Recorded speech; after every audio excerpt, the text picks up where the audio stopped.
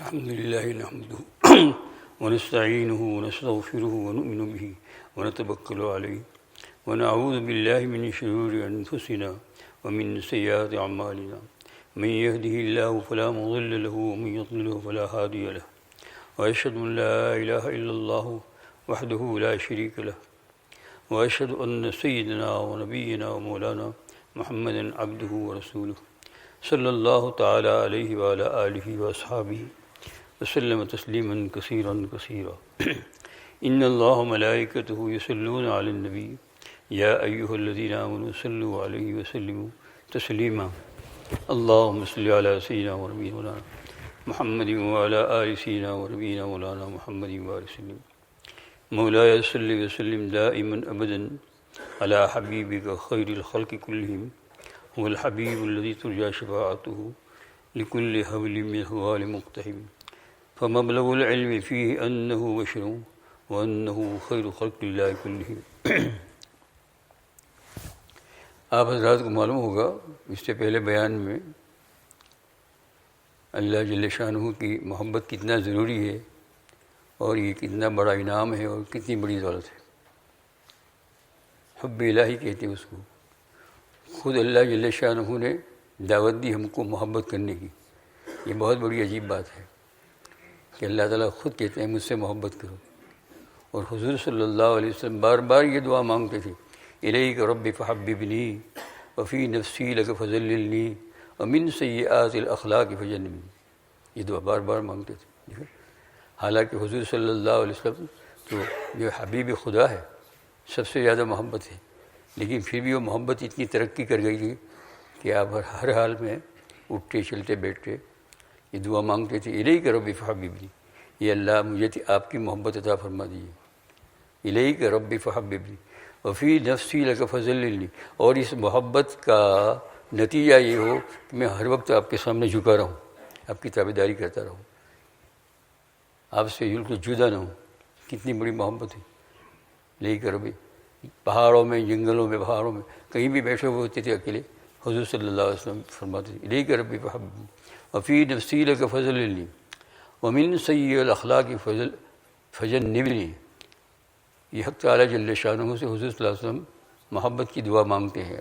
اور واقعی دعا قبول تو کیا ہو گئی، ایسا کر کے پیدا کیا تھا آپ کو حبیب مصطفیٰ ہے نا، ایسا کر کے پیدا کیا تھا. تو یہ بہت بڑا انعام ہے، ضرورت بھی ہے اس کی، اور یہ بہت بڑا انعام. اسی کی کمی ہم لوگوں میں پائی جاتی ہے. اللہ جل شانہ مجھے آپ کو سب کو عطا فرمائے. اس امتحان کے چند پہلو کو پچھلی مجلس میں نے بیان کیا تھا. اس میں ایک پہلو یہ بھی ہے کہ دیکھو تمہارے اندر میری محبت آ گئی یا نہیں. ایک تو یہ کہ مجھے اللہ تعالیٰ سے بہت محبت ہے، کہنا تو آسان ہے، لیکن تم خود دیکھ لو کہ تمہارے اندر اللہ جل شانہ کی محبت آئی ہے یا نہیں.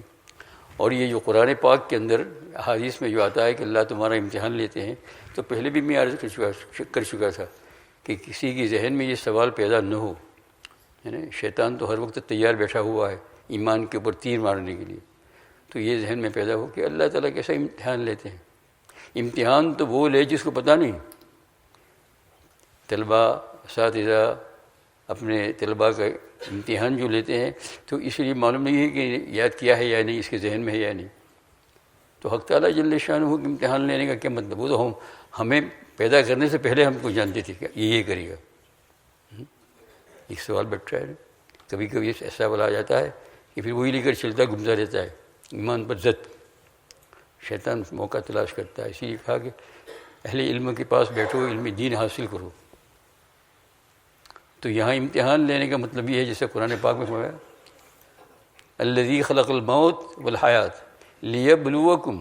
اللہ تعالیٰ نے موت اور زندگی کو پیدا کیا تاکہ تمہارا امتحان لے. تو کیا امتحان لینے کا؟ حق تعالیٰ جل شانہ جانتے. امتحان لینے کا مطلب یہ ہے کہ جس کا امتحان ہے اس پر خود واضح ہو جائے کہ میں ایسا ہوں، بتانے کے لیے خود میں. اسی لیے جو طلباء کمزور ہوتے ہیں ان کا بھی امتحان لیا جاتا ہے، کیونکہ ان کو خود معلوم ہو اپنے پرچے میں دیکھ کر کہ میں نے کیا کیا ہے. تو ہمارے اوپر خود کے اوپر یعنی کرنے والے پر یہ کھل جائے بات کہ ہم نے کتنی نمازیں پڑھی، کتنی محبت کی اللہ تعالیٰ سے.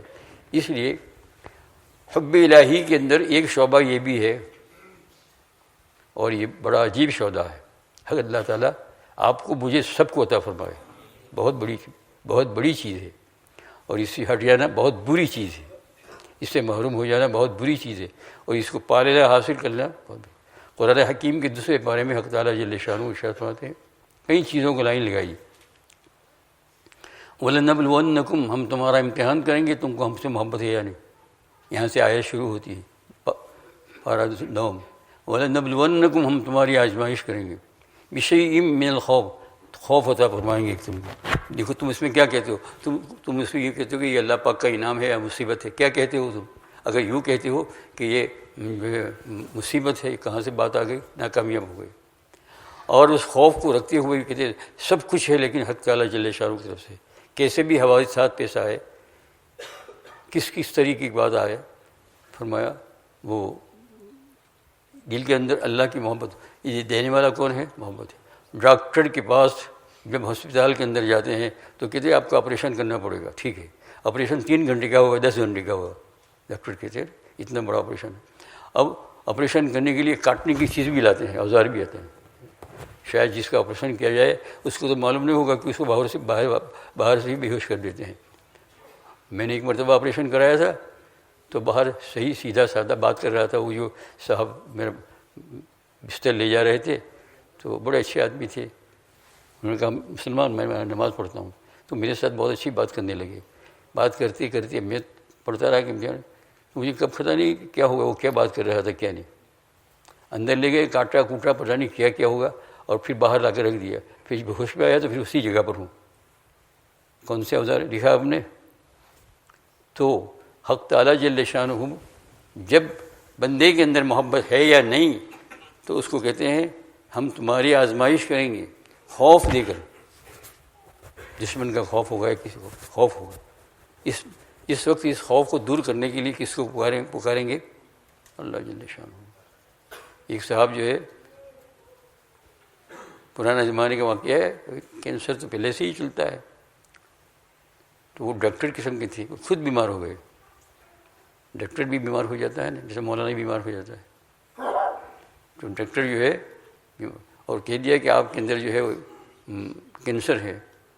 اب پگھلنے لگے بیچارے، ایسا. پھر ایسا ابھی آئی بات نہیں ہوئی کہ یہ خوف کے اندر کیا کرتے ہیں. لیکن ایک دن جو ہے انہوں نے ایک کتاب پڑھی جس میں حدیث پاک تھی کہ حق تعالیٰ جل شانہ جس سے محبت کرنا چاہتے ہیں تو اس پر مصیبتیں ایسے ڈالتے ہیں جیسے اوپر سے پانی نیچے آ رہا ہے. ایسے ڈالتے ہیں، آپ نے دیکھا، ایسے ڈالتے ہیں. تو یہ انہوں نے پڑھا. اور پھر اس میں اس حدیث پاک میں یہ بھی تھا کہ اس کو جو ہے صدقات کے ذریعے سے دور کرو. تو شوق گئے، سمجھدار تھے، ڈاکٹر ہے تو کیوں نہیں سمجھدار ہوں. انہوں نے کہا جب یہ بات ہے تو اور چیز میں غم وغیرہ کرنا چھوڑ دوں، میں اسی کے پاس مانگوں جس کے پاس سے کینسر آیا ہے. اور فرمایا کہ صدقہ. تو انہوں نے صدقہ نکالنا شروع کیا. بہت ساری اپنے گھر کی چیز کو بیچ دی، اور ان کے شہر کے اندر بستی میں جہاں خاص لوگ جو کمزور تھے، کھانا تک نہیں ملتا تھا، ان کو پیسے نکال کر کہا یہ فلانے کو دیا، اور دیتے رہے، یہاں تک کہ مقروض بن گئے.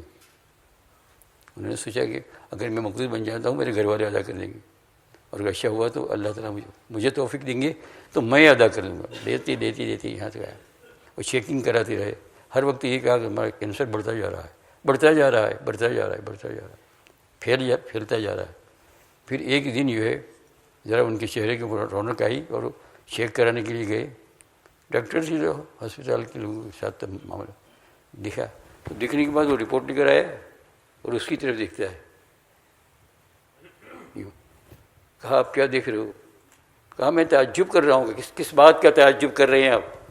اس بات کا تعجب کرتے ہیں. کہا میں اس بات کا تعجب کرتا ہوں کہ یہ کینسر اتنی تیزی سے پھیل رہا تھا کہ اب تمہارے بچنے کی کوئی امید نہیں ہے، ختم. اور یہ رپورٹ بتا رہا ہے بالکل فنش ہو گئے.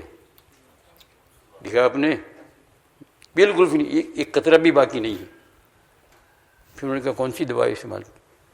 فرمایا سب سے بڑا حکیم اور سب سے بڑا جو ہے علاج کرنے والا اللہ جل، اس کے پاس میں نے رجوع کیا اور سارا قصہ سنا ہے میں نے، ایسا پڑھا اس کے بعد سے مجھے یقین ہو گیا کہ مرنے دم تک میں صدقہ کرتا رہوں گا، چاہے میرا جسم بھی بیچنا پڑے۔ تو حق تعالیٰ جل شانہ نے شفا مجھ پر، یہ ہے حق تعالیٰ جل شانہ۔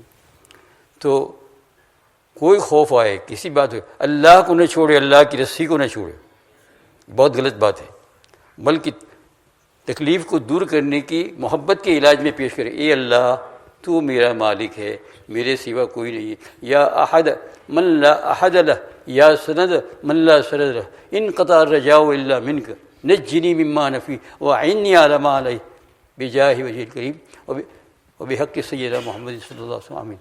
یوں یا احد من لا احد، یہ وہ اکیلا میرا ہے اور آپ کے علاوہ میرا کوئی نہیں، نہ باپ ہے، نہ بیوی ہے، نہ بچے کوئی، سب جواب دے دیتے ہیں۔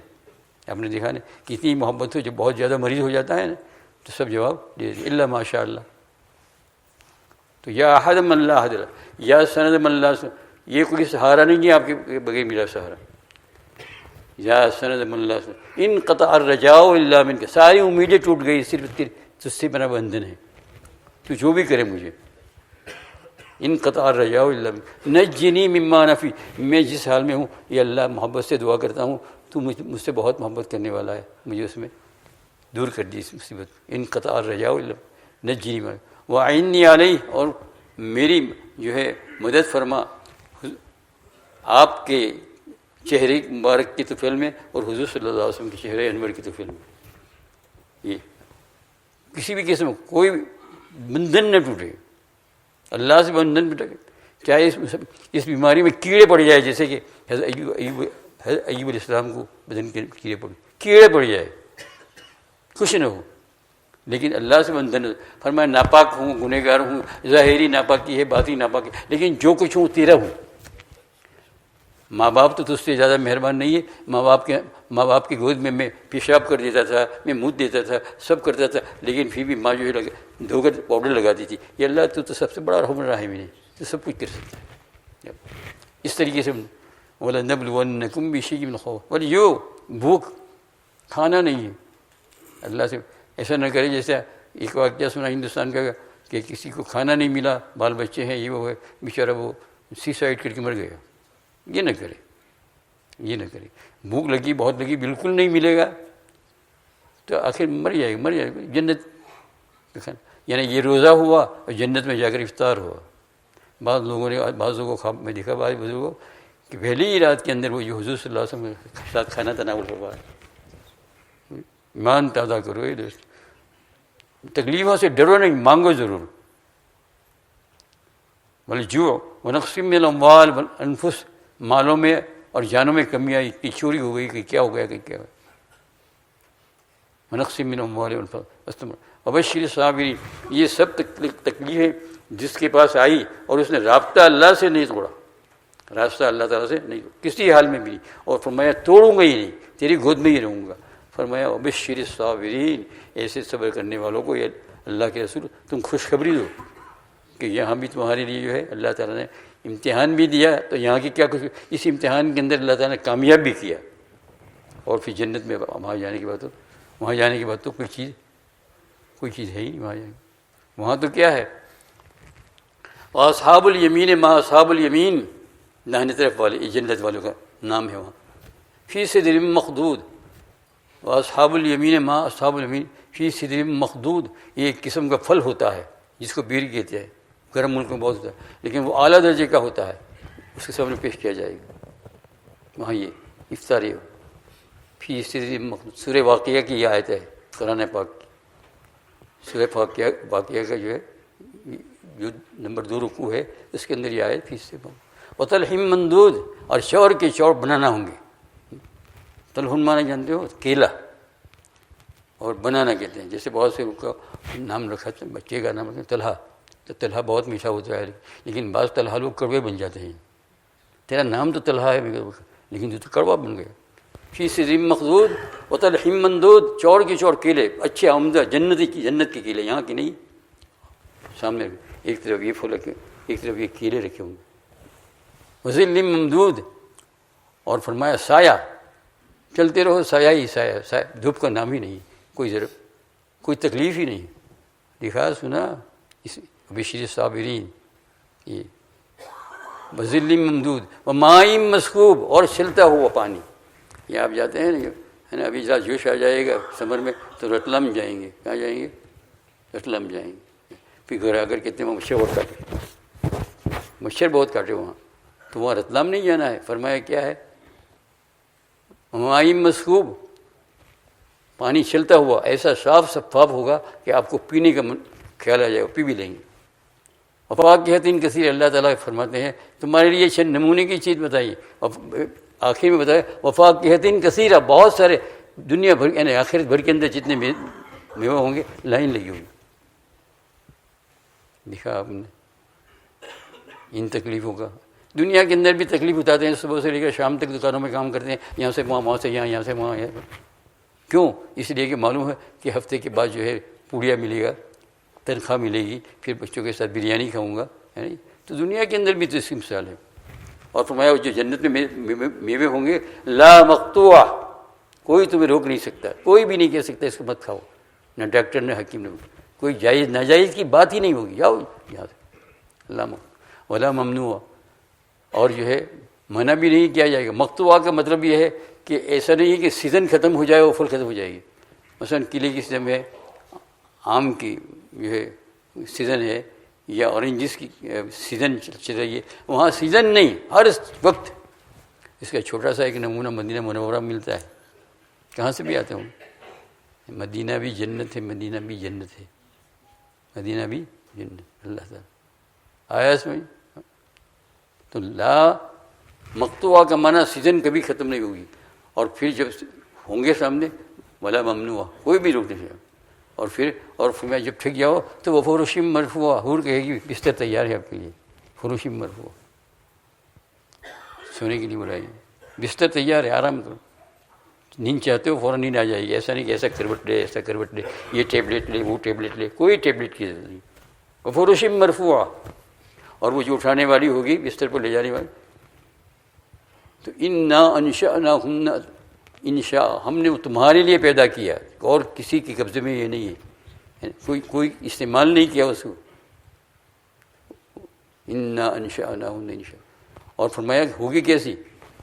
تم تو ہو جنتی 20 سال کے، اور وہ عورت تو ہو بڈھی 80 سال کی، تو کیا مزہ ہے؟ وہ تو 80 سال کی. تو اس لیے فرمایا انا انشأناہن انشاء فجعلناہن ابکارا. ابکارا مانے بالکل تمہارے لیے، اور کسی کے پاس اسی. عرباً اترابا، یہ عرباً اترابا کا معنی یہ ہے کہ تمہارے ہم عمر، یعنی تم جس عمر کی چاہتے ہو. جنتی لوگ عورتیں مرد سب جوانی ہو جائیں گی. ورشم مرفوع انا انشأناہن انشاء وجعلناہن ابکارا اترابا لاصحاب الیمین. یہ اصحاب یمین جنت والوں کے لیے. کون؟ وبشر الصابرین، جو پہلی آیت میں سنا آپ نے. سب خوشخبری دو میرے عزیز دوست اور بزرگ. یہ ہے ان چیزوں کا قرآن پاک پڑھنا بھی چاہیے، اور ہو سکے تو ترجمے تک بھی رہائی ہو جائے تو بہت اچھا ہوگا. بہت مزہ آتا ہے. ایک بزرگ تلاوت کرتے رہتے تھے ہمیشہ بہت زیادہ، تو ان کو کوئی بیوی بلاتی تھی، کوئی بچی بلاتی تھی، گھر میں کام ہے. کہا کہ میں جنت میں ہوں، ابھی کہاں ہوں میں؟ جنت میں ہوں. یہ نعمت کو چھوڑ کر کیسے آؤں؟ جب تک جاؤں گا تو آؤں گا. یہ قرآن پاک کی نعمت ہے. تو حق تعالیٰ جل شانہ کی ان نعمتوں کا مراقبہ کریں گے تو اللہ کے سامنے موجود پائیں گے. یہی امام احمد حنبل رحمۃ اللہ علیہ کہتے ہیں. آپ کا ہم کو تو اس میں لاکھواں کروڑواں حصہ مل جائے گا، لیکن امام احمد رحمۃ اللہ کہا کہ جب پڑھتا ہوں قرآن پاک پڑھتا ہوں، اور ایسی آیتیں پڑھ کر مست ہو جاتا ہوں، تو حق تعالیٰ جل شانہ کو دکھتا ہوں. 100 مرتبہ انہوں نے دکھا ہے، ان کی تاریخ میں 100 مرتبہ. کیسے دیکھا، کس طرح دیکھا، لمبی بات ہے، لیکن دیکھا ضرور ہے. تو حق تعالیٰ جل شانہ کی نعمت اس طریقے. اور فرمایا تم دیکھو پہلے دنیا میں نہیں تھے، آخرت میں تو نہیں، لیکن اس کو بھی عالم برزخ کہتے ہیں، وہاں سے آئے. ہم لوگ پہلے یہاں نہیں تھے، اب آئے تو یہاں ہم نے گھر بھی نہیں بنوایا تھا. کہاں جا کر ٹھہریں گے؟ کس کے یہاں جا کر ٹھہریں گے؟ کوئی ہوٹل بھی بک نہیں کرایا تھا. کہاں کون سی ہوٹل میں ٹھہریں گے؟ آئے ماں کے پیٹ سے. اور پھر بدن بھی سب گندا وندہ ہے تو کون نہلائے گا ہمیں؟ حق تعالیٰ جل شانہ کی ان نعمتوں کا رومی نے جو ہے اپنے الفاظ میں بیان کیا، ما نبود متقاضی ما نبود، ہم تھے بھی نہیں اس دنیا کے اندر، ہم نے مانگا بھی نہیں. کبھی کہا تھا آپ نے کوئی ماں کے پیٹ میں کوئی بکنگ کرائی ہے ہوٹل کی، کوئی گھر خریدا تھا کہ فلاں میرا چچا بننے والا ہے کہ دو گھر ہے؟ خوش ما نبود متقاضی ما نبود. اور آپ یا اللہ جل نا گفتہ می شنود، ہمارے مانگے ہوئے، ہمارے وغیرہ دعا کیے ہوئے ہم نے ہوٹل نہیں بکنگ کرائی، مکان نہیں خریدا دنیا میں کوئی نہیں، لیکن جب آئے تو یہاں جو ہے ہمارے لیے جو ہے نہلانے والے موجود ہیں، فوراً صاف کر دیا، شہد موجود ہے فوراً جائے، اور اسی طریقے سے تہنیک کا کھجور موجود ہے وہ کھلایا. اللہ تعالیٰ ہم نے تو مانگا بھی نہیں تھا، اپنے آتے ہی میٹھی میٹھی چیز دی ہے کہ نہیں، میٹھی میٹھی چیز. جب میرے پاس کوئی تہنیک کرانے آتا ہے تو میں کہتا ہوں یہ آ رہا ہے بیچارہ پیسنجر، اس کے لیے تیار کرو. خیر پیسنجر کتنے لوگوں کی تہنیک کی اللہ ہی جانتا ہے ان کی زیادہ. تو کبھی کبھی یہ مراقبہ ہوتا ہے، یہ وہ مہمان آ رہا ہے اس کے لیے جو ہے مجھے چبانا پڑتا ہے، چبا کر دو، اس کو نرم کر کے دو.